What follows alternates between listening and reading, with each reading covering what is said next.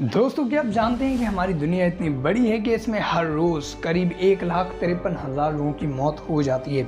वाकई में ये इतनी बड़ी है कि इसमें हर रोज़ ऐसे ऐसे रहस्य और तथ्य सामने आते हैं जिन्हें जानने और सुनने के बाद हर कोई चौंक जाए। जैसे कि दोस्तों क्या आप जानते हैं कि एक मर चुके इंसान की लाश यानी कि उसकी डेड बॉडी की आंखें कभी कभार अचानक अपने आप खुल जाती हैं, या फिर ये कि अगर किसी इंसान का सर काट दिया जाए तो वो कितने समय तक जिंदा रह सकता है। तो दोस्तों आज की इस वीडियो में मैं कुछ ऐसी ही नॉलेज को लेकर आया हूँ, तो बने रहिए इस वीडियो के एंड तक। दोस्तों मेरा नाम है अमन और चलिए इस वीडियो को शुरू करते हैं। दोस्तों यहाँ बात हो रही है सर काटने की। तो दोस्तों सर काटने से कोई जिंदा तो नहीं रह सकता, लेकिन आपको बता दूं कि अमेरिका में 1945 में एक ऐसी घटना हुई थी जिसे जानने के बाद आप भी कहोगे कि हाँ ऐसा हो सकता है। दोस्तों 1945 में एक मिरेकल माइक नाम का मुर्गा था जिसका सर काट दिया गया था, लेकिन सर कटने के बाद भी वो करीब 18 महीनों तक जिंदा रहा था। है ना ये चमत्कार। लेकिन दोस्तों उस मुर्गे की भी तारीफ है कि आखिर वो ऐसा कैसे कर सका। दोस्तों ये तो बात थी सर कटने की, लेकिन दोस्तों क्या आप जानते हैं कि अगर किसी इंसान के सर में गोली मार दी जाए तो वो कितने समय तक जिंदा रह सकता है। इस बारे में दोस्तों ज़्यादातर लोगों का जवाब होगा कि नहीं, ऐसा हो ही नहीं सकता, 5 सेकंड भी नहीं जी सकता। लेकिन दोस्तों ये सच है कि अगर किसी इंसान के सर पर गोली मार दी जाए तो उसकी मौत तुरंत ही हो जाएगी। लेकिन दोस्तों इस बात को झूठ साबित करने वाला केस 14 जनवरी 1877 को दर्ज किया गया, जब अमेरिका के दक्षिणी डकोटा में एक आदमी के सैलून में घुसकर उसके सर में गोली मार दी गई थी। लेकिन दोस्तों उसे गोली मारने के बाद वो व्यक्ति मरा नहीं बल्कि बेहोश हो गया।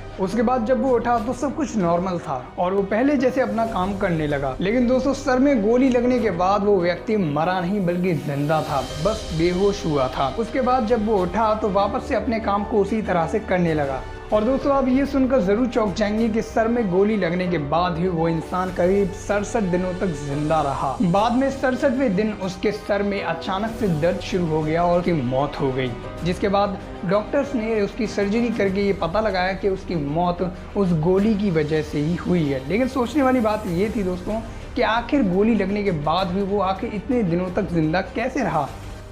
चलिए दोस्तों इस टॉपिक को चेंज करते हैं और बात करते हैं पुनर्जन्म के बारे में। दोस्तों आपने पुनर्जन्म के बारे में अपनी दादी नानी से तो सुना ही होगा और ऐसी कई सारी फिल्में भी देखी होंगी जिनमें एक इंसान मरने के बाद अपना दूसरा जन्म लेके वापस भी आ जाता है। दोस्तों आज की इस वीडियो में मैं आपको एक ऐसी सच्ची घटना के बारे में बताने वाला हूँ जिसमें एक लड़की का पुनर्जन्म हुआ था और उसे अपनी पहले की जिंदगी का सब कुछ याद था।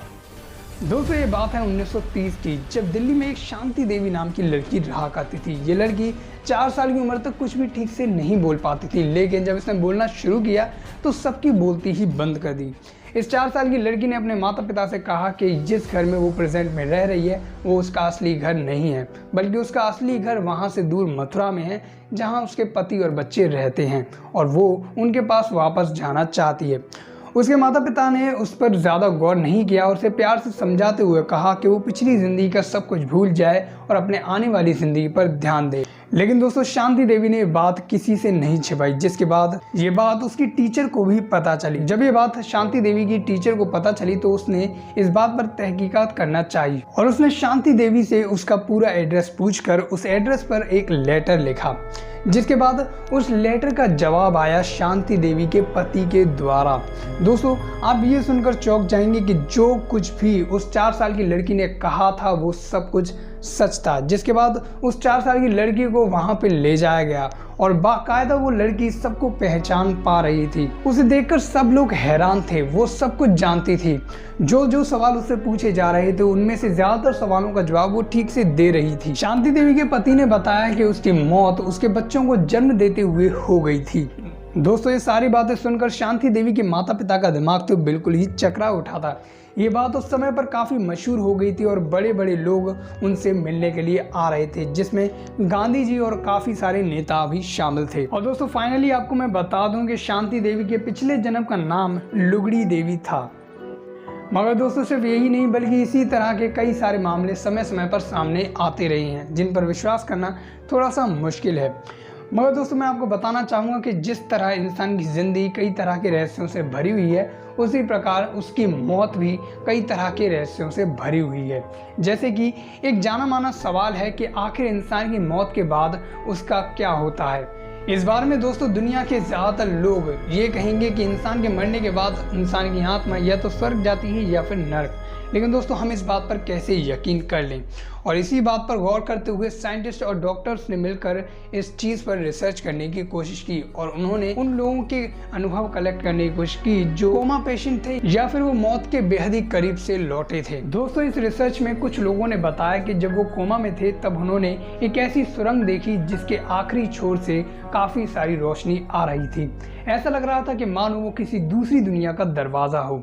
जबकि एक दूसरी कोमा पेशेंट महिला ने बताया कि जब वो कोमा में थी तब उसने अपने पूरे शरीर को देखा था। दोस्तों ऐसे ही एक और पेशेंट जो कि मौत के बेहद ही करीब से लौटा था, उसने बताया कि जब वो होश में नहीं था तो उसने एक ऐसी रोशनी को देखा जिसकी तरफ वो अपने आप ही खिंचा हुआ जा रहा था, और उस रोशनी के बाद उसने कुछ ऐसा देखा जिसे देखकर वो बेहद ही दंग रह गया। अब दोस्तों ये सुनकर आप जरूर चौंक जाएंगे कि जो एप्पल कंपनी के फाउंडर थे जिनका नाम था स्टीव जॉब्स, जब वो अपनी आखिरी सांसें गिन रहे थे तब उनके आखिरी शब्द कुछ इस तरह थे, oh wow, oh wow, oh wow. दोस्तों ये सुनकर वहाँ के लोग काफ़ी हैरान थे और उन्हें देखकर ऐसा लग रहा था कि मानो उन्हें कुछ ऐसा दिख रहा है जिसे देखकर उन्हें काफ़ी राहत मिल रही है। अब दोस्तों मरने के बाद क्या होता है इस बारे में पता लगाना कोई आसान काम नहीं है, लेकिन इस बारे में अभी रिसर्च चल रही है। दोस्तों आपको क्या लगता है इस बारे में, अपनी राय हमें कमेंट में ज़रूर बताइएगा। दोस्तों इस वीडियो में बस इतना ही। अगर आपको ये वीडियो पसंद आई है तो प्लीज़ इस वीडियो को लाइक ज़रूर कीजिएगा, साथ ही साथ शेयर कीजिएगा और इस चैनल को सब्सक्राइब भी ज़रूर कीजिएगा। दोस्तों मैं मिलता हूँ अगली वीडियो में, तब तक के लिए bye and thank you for watching.